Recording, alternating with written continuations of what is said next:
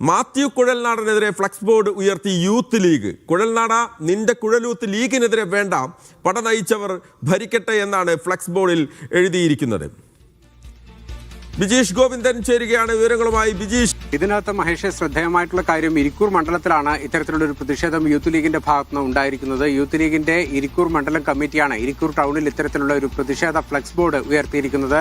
ഈ പറഞ്ഞ വാക്കുകൾ, അതായത് കുഴൽനാട നിന്റെ കുഴലൂത്ത് ലീഗിനോട് വേണ്ട എന്നുള്ളതാണ് അതിനകത്തുള്ള വരികൾ.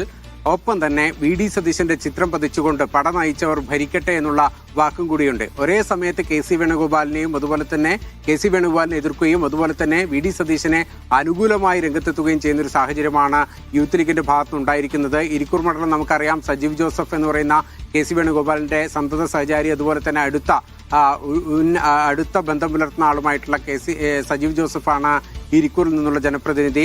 ഇത്തവണ 1,00,000-അടുത്തോളം വോട്ടിന്റെ ഭൂരിപക്ഷത്തിനാണ് സജീവ് ജോസഫ് ഇരിക്കൂർ മണ്ഡലത്തിൽ വിജയിക്കുകയും ചെയ്തത്. ഇരിക്കൂർ മണ്ഡലത്തിലെ ഏറ്റവും വലിയ ഭൂരിപക്ഷം നേടിയ ആളാണ് സജീവ് ജോസഫ്.